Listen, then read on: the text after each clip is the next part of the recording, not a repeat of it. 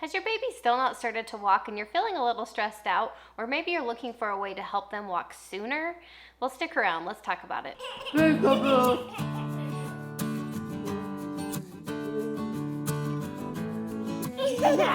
Hello, I'm Cassie from Custom Built Parenthood with tips and a fresh perspective to create your space, parent on purpose, and streamline your home.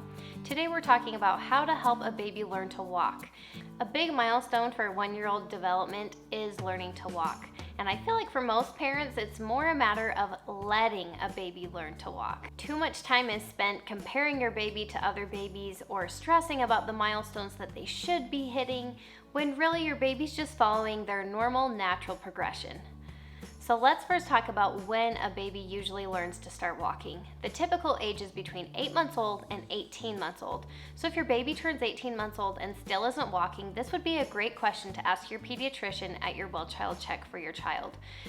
Let them know your concerns and ask them what their recommendations are, and they can totally help you work out a plan. The typical progression for a baby learning to walk is they first learn to sit, then they'll typically crawl, then they'll pull up to a stand, then they'll be scaling across furniture, and then they'll be walking on their own.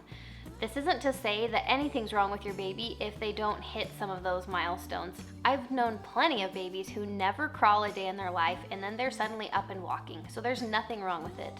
Just give your baby some space and let them do whatever they prefer to do.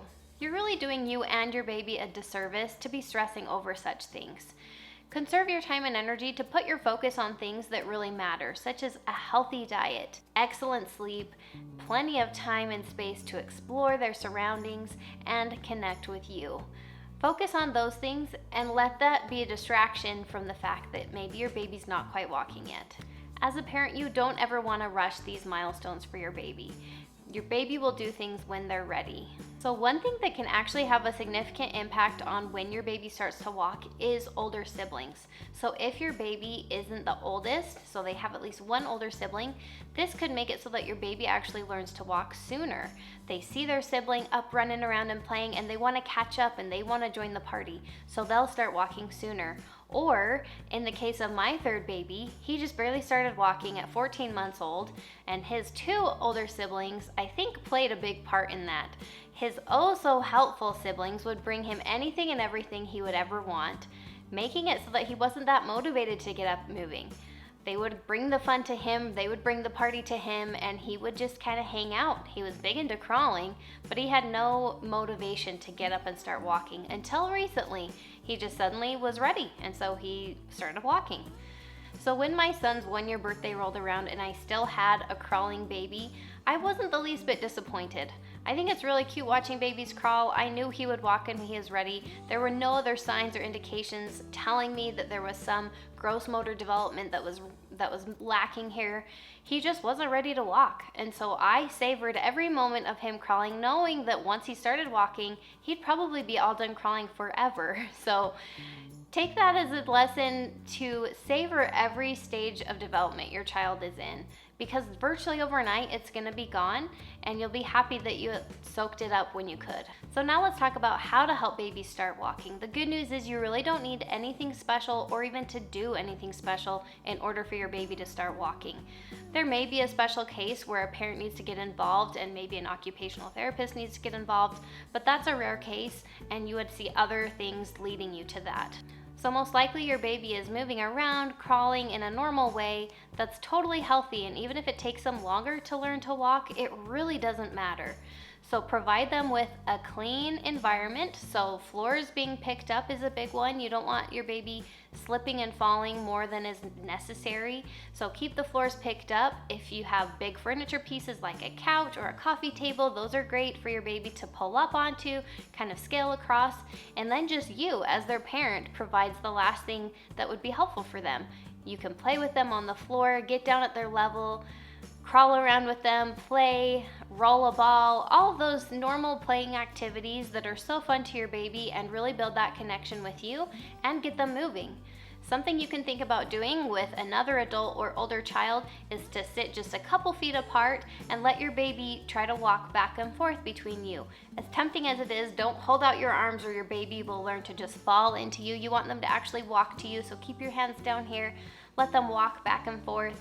Even if you're helping them a little bit, that will help them gain some confidence. So next, let's talk about products to help a baby start walking. I don't ever buy any of those big activity exerciser walker things. It's actually been shown that those don't help your child learn to walk, and in fact they're found to be quite unsafe.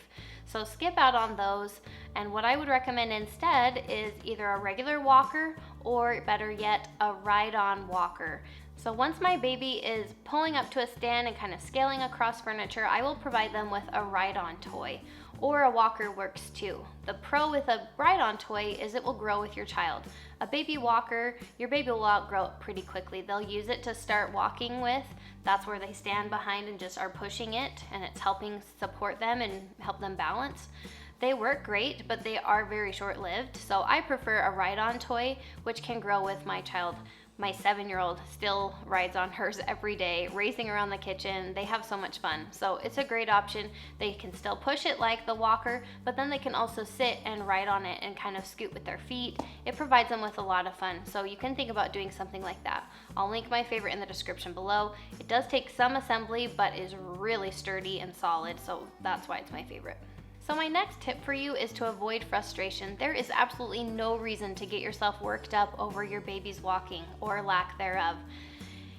Frustration, impatience, all of those things will actually probably deter your baby from wanting to walk. You just want to make it a fun activity. If they're ready to do it, go for it. If they're not, don't push it. Don't force them to try to walk. They'll do it when they're ready, and it really just doesn't matter the time frame. So let them do that on their own time. Let them play, let them be them, and the walking will totally come. Also, as your baby gets more mobile, consider moving items that are a constant no to your baby. I'm sure you're not a rookie at this if your baby's already crawling. Once they're mobile, they're into everything, and walking only adds to their height and reach. So move anything that you're constantly telling them no. So the thing for me recently was an indoor plant. I had it on the floor. Obviously it worked great up until my baby discovered it, and you can imagine the dirt mess he made within the split second before I got to him. So instead of just having that be a daily battle, I just moved it up onto my bathtub, of all places, because that's where I could think of. So it was just out of the way. There was no more argument, there was no more frustration for both of us. He was really frustrated because he wanted to play with it, and I was really frustrated because I didn't want him to play with it. So just get those things out of the way. It's not permanent, but it will save you guys so much headache and so much negative emotion. The next thing I want to address is, should a baby wear shoes? The answer is no, they shouldn't. Being barefoot in general is really healthy, but a baby learning to walk in particular will really benefit. Their coordination and their balance will be so much better if they're barefoot. So let them walk barefoot as much as possible. Invest in a good pair of shoes though for any public places, outings that you're taking them where they're going to be walking on those public floors that are dirty, or even outside. I let my kiddos walk barefoot outside, but if you're worried about that, shoes would be the time for that as well. The thing you're looking for in shoes is a wide toe box, so where their toes are, that end should be plenty wide, give their toes plenty of space to spread out, really get their balance. And then you also want to be looking for grippy soles. I don't know who came up with the idea of having slippery soles for these poor babies. Look for some good rubber bottom soles. I have a couple that I'll link in the description below. I've got some Vivo Barefoots that are my all-time favorite, but they are quite pricey. And then I found some other ones that work great too. Some Merrells. I even have some Carter's ones that I thrifted that work great, and some Toms that I also thrifted. So there's a lot of good options. Just make sure it's a sturdy shoe, easy on and off, and just something that your baby can really walk around easily in. Barefoot is definitely best for indoors, but if you're up against the really cold winter time, you probably won't want to let your baby just walk around barefoot all day. In this case, I highly recommend buying some grip socks. I'll link the ones I buy in the description below. I buy these for all of my kiddos.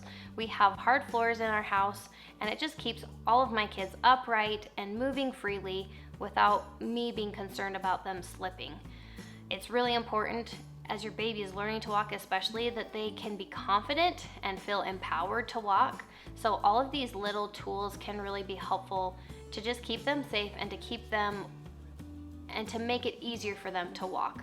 Along the same lines, think about your baby's pajamas. Most are gonna have feet attached to the pajamas, which is great because it keeps them warm, but it's also not so great when they're not very grippy. So I have found these Burt's Bees pajamas to be the very best. They're really grippy, just like the grip socks. They do a great job avoiding any slipping. So I'll link them in the description below, or just feel them while you're at the store as you're picking pajamas and make sure they're actually really grippy and not just pretty slick, because some of them really are just quite slick. My very last tip for you is to encourage independence. You want to empower your baby to feel excited and confident about walking. So don't hover or constantly feel the need to help them. They've got it covered. They're a baby, their job is to learn and grow, and you get to just sit back and watch. Provide them with that nice clean space, provide them with a few little tools like the grip socks and maybe a little ride-on toy, and they will totally handle it. Don't rush it, they've got this. One important thing to remember is when they fall, which they will, they're just learning, when they kind of fall and crash down, don't overreact. Don't make it a big deal. Maybe come up with a certain word that you remind yourself every time they fall. You just say bonk or crash. Just super matter of fact, smile on your face. That gives them the impression it's no big deal. You can get back up and try again. You definitely don't want to be instilling a tendency to overreact and whine and cry and oh my goodness, it's the end of the world because I fell down and mommy, please come help me. It might seem cute at first, it will not be cute in a couple years. So just let your baby learn from that experience. You can acknowledge it, and certainly if they're crying and sad, let them hug you as long as they need to, and then they get right back up and keep going. So come up with that word, use it every time, and try not to have a big ordeal of, oh my gosh, are you okay? Let me help you. Oh, here, it's okay. They're totally fine. They have a big cushion diaper. It's gonna break their fall. They're gonna be totally fine. Whoa. That hurt your bum. So those are my tips of how to help your baby learn to start walking. I hope you feel ready to take this on, and I hope it just eases a lot of your stress and anxiety, that it really just doesn't matter. Your baby's just fine. Your baby's healthy. Your baby is growing and learning every single day, and they don't need your help to hit those milestones. It's not your job to make sure your baby hits those milestones. It's your job to just take care of them, love them, be aware of their development, be aware of those milestones, but most likely your baby will be just fine on their own natural progression. If you found this video helpful, go ahead and give it a thumbs up. Let me know in the comments below if you have a little one and they're getting close to walking, or maybe they're already starting to walk. We will be cheering for them, and we'll see you next time.